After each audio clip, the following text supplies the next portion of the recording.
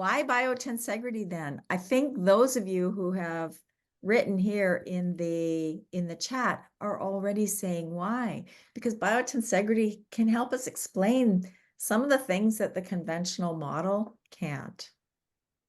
And Dr. Stephen Levin, who is the man that brought together these words, bio and tensegrity, naming biotensegrity, or using the word biotensegrity for his hypothesis that, well, that we are not, in fact, continuous compression structures, but that all living organisms are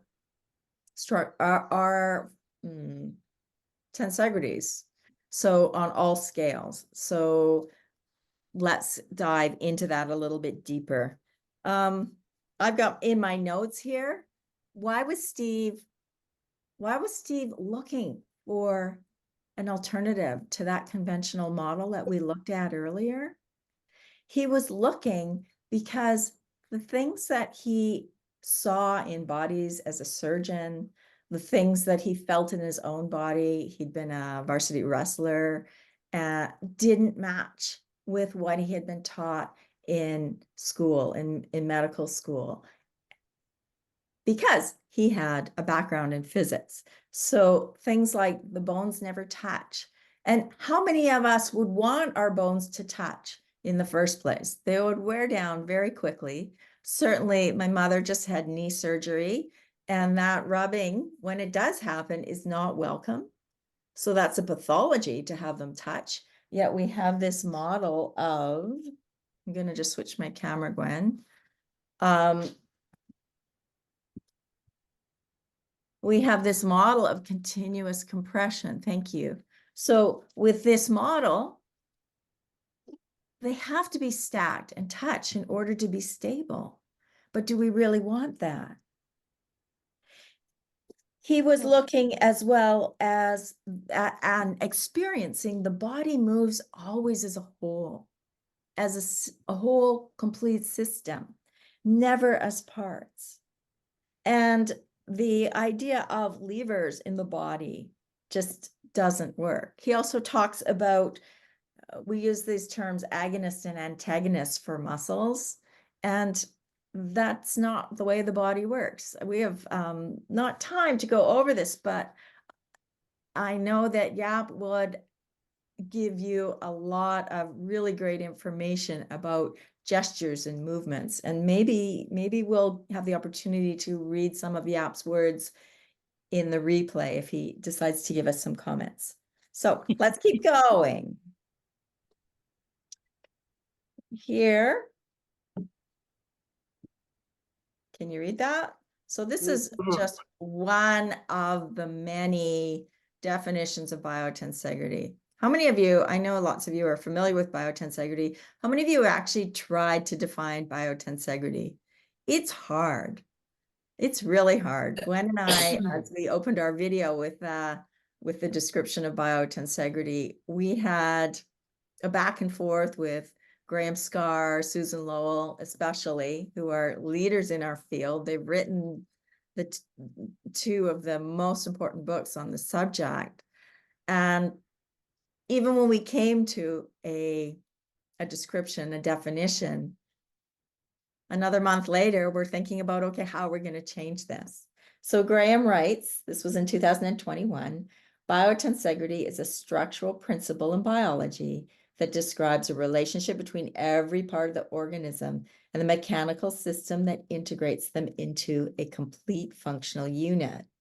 It's also a concept, a field of inquiry that examines living forms through first principles. First principles like close packing, geodesic geometry, and energy efficiency is really big on that. Now, we'll talk a little bit about efficiency, but I encourage you to get Graham's book to find out more about these first principles. It's basically what his whole book is about. Also, I was in a discussion recently with some of the leaders in the field, and Leonid Bloom was talking about superstability as being a first principle. So I only bring that up because I know there are some people here that are very, very deep into biotensegrity. Today, we're going to start comparing and contrasting this modern Western view with biotensegrity. And you will have to decide for yourself, but I think of biotensegrity as a new paradigm. Of course, the title of our video, we asked, could it be the new biomechanics? We don't have an answer for that. As Gwen says, that was meant to be a provocative question, and one that we hope will get you curious and get you thinking so that you can decide for yourself what you think. And we can tell you that even amongst that, we have a membership program, Biotensegrity Trailblazers, and we had a discussion on this recently, and people have ideas, but it is an ongoing discussion.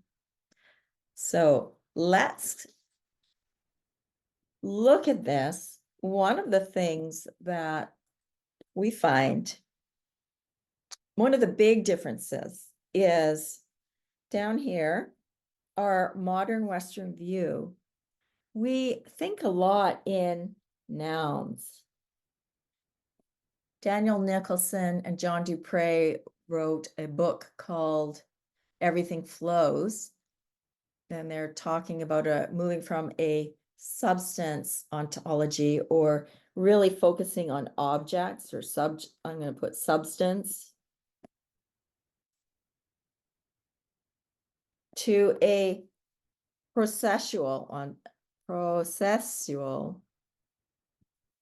ontology or philosophy of biology. And really, that's about going from from nouns to verbs. So we think of biology as a process. And when we were talking about this in Trailblazers, Yap, you were there, and Gwen and I were sharing Robin Kimmerer, what's her middle name? Robin Wall Kimmerer's book, Braiding Sweetgrass, and how she talks about the language of animacy, and how in do you remember the language, Gwen? One of the Ojibwe languages, there were so many verbs. Yap called this the verb principle. And Yap's here today. So that's something. So we're thinking of biology as a process, trying to use more verbs than nouns. And we're going to spend most of our time today comparing and contrasting continuous compression structures with tensegrity.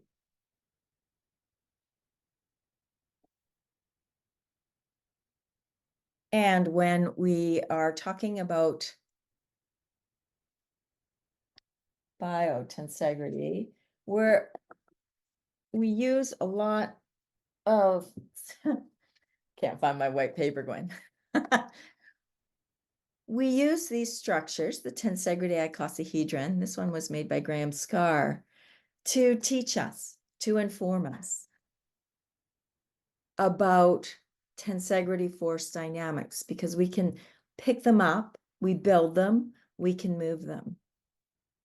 Now, when I'm talking about this shift from a substance to a process, that will help us avoid getting stuck in one of the things that most of us, I know I certainly have gotten stuck in, and that is thinking of this icosahedron, thinking of the tensegrity structure or the object of a tensegrity as being what biotensegrity is about.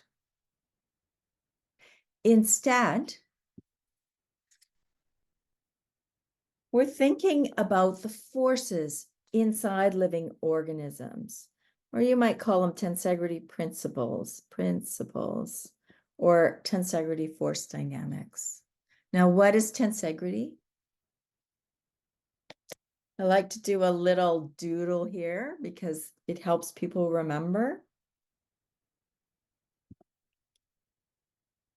So tensegrity, this is a tensegrity structure. And it makes visible the forces within it.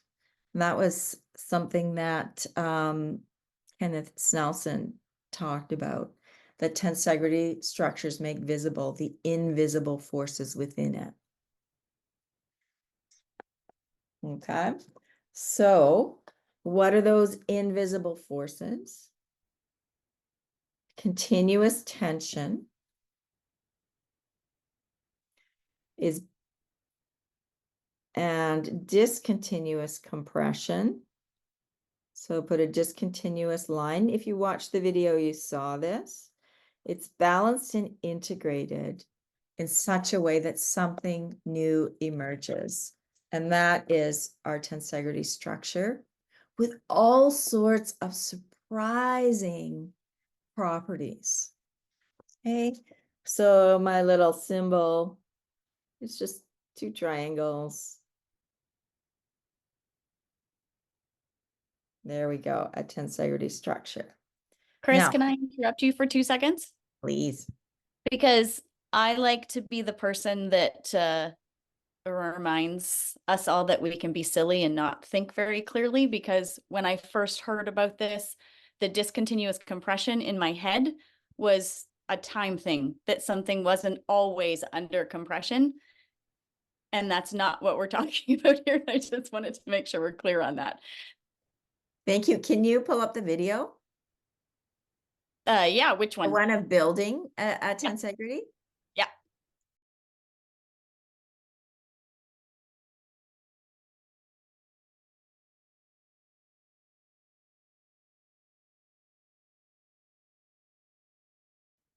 What we want to show you here is these surprising properties and the fact that the tensegrity structure, it's always whole and complete. Because before, oh, here, I've got this one. Before I put these last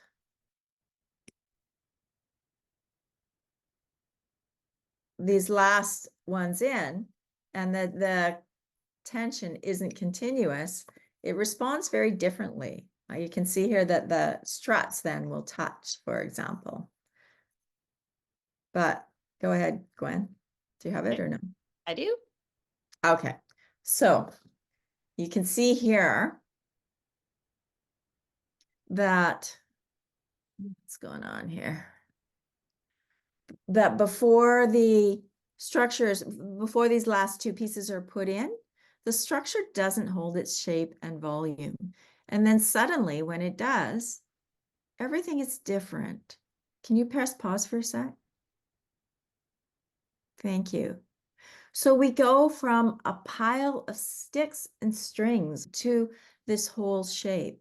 And now we're going to show you some of the properties that emerge once it is properly tensioned, and the tension and compression are balanced and integrated.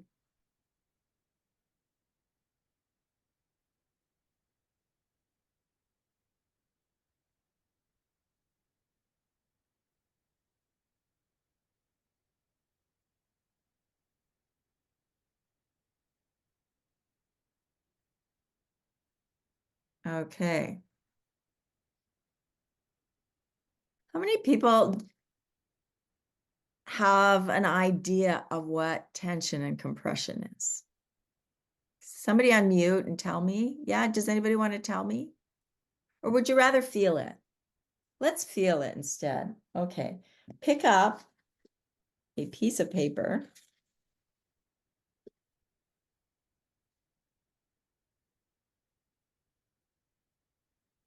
and roll it.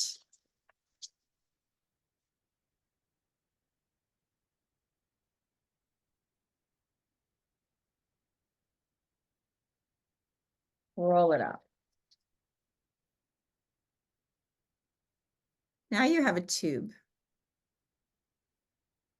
Let's feel what happens when we hold the ends of this tube and pull it apart. We are pulling the ends apart. Can you feel how it kind of pulls back at you? So we are putting this tube of paper under a tension force. And it manages it pretty well, doesn't it?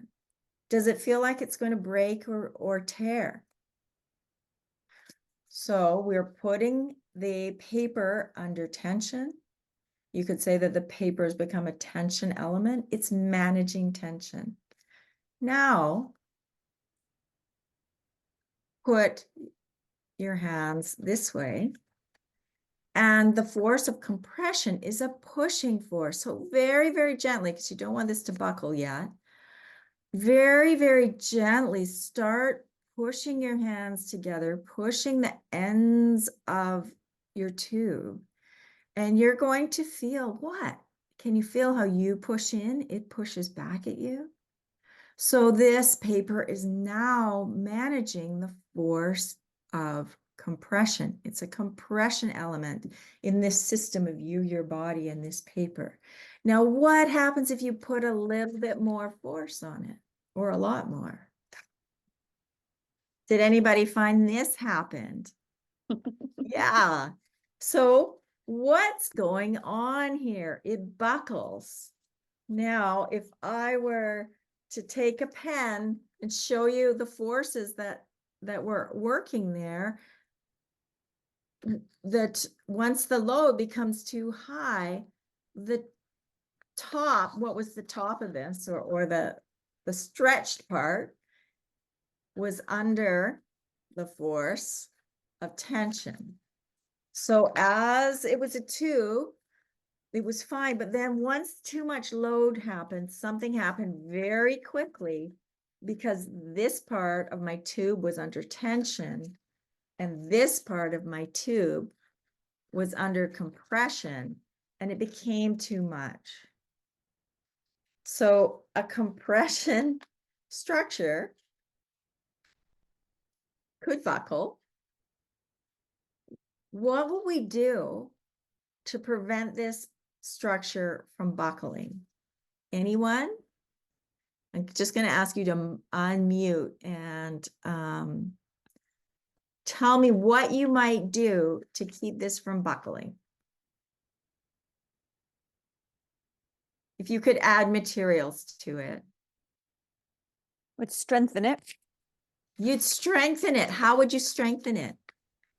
Support the underside where it was about to be compressed. You could support the underside. You could fill it out with cement to also do that. You could make it more rigid. You could double the paper, yes, which is also strengthening it, Jan.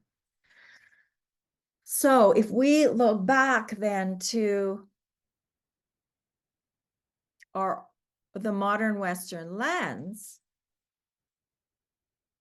if we look back to the modern Western lens and we're looking at this continuous compression, my spine, I'm thinking of as a compression column, and I am suddenly, and we're going to try this a bit later, trying to help it manage more force, or manage force in a different orientation.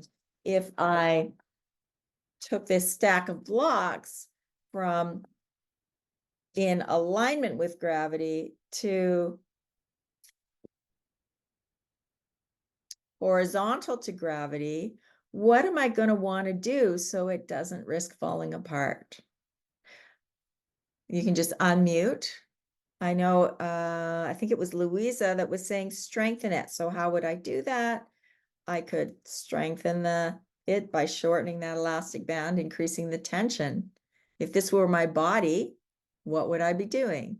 Glue the blocks together. Yeah, I could glue the blocks together. So I'm thinking of, how do I get these to stay together? Now, for a tensegrity tower, this one is kind of floppy because This was built by Graham. Unfortunately, I tripped and I broke it. So for a tensegrity tower, if it's not balanced, this could happen. But watch what happens when I balance the tension and compression. So now this tensegrity tower can change its orientation to gravity and it doesn't fall apart. How do we know that this string is under tension and this string is not under tension? You can just unmute and shout out. Can you see it? How do I know that this string isn't tensioned? I guess the flexibility of it, I can't think of the word. Yeah, this one is taut or straight, and this one isn't. We call it continuous tension because there's this tensional web or matrix. We call the compression discontinuous because the compression elements, these struts, they don't touch, they're discontinuous. So it's more to do with that than with time. Although we could get into lots of discussions about that, but it would just confuse you. And what I'd like to do now is go back to the video, Gwen, because in a moment we're going to go into breakout rooms to identify the emergent properties. So do you remember how I talked about the difference between biology as a thing, as an object, as a substance, using nouns, to biology as a process? I find that one of the great ways to begin to talk about biotensegrity in the body, tensegrity in the body, to help us to actually apply it to movement and to my practice, is to think about emergent properties.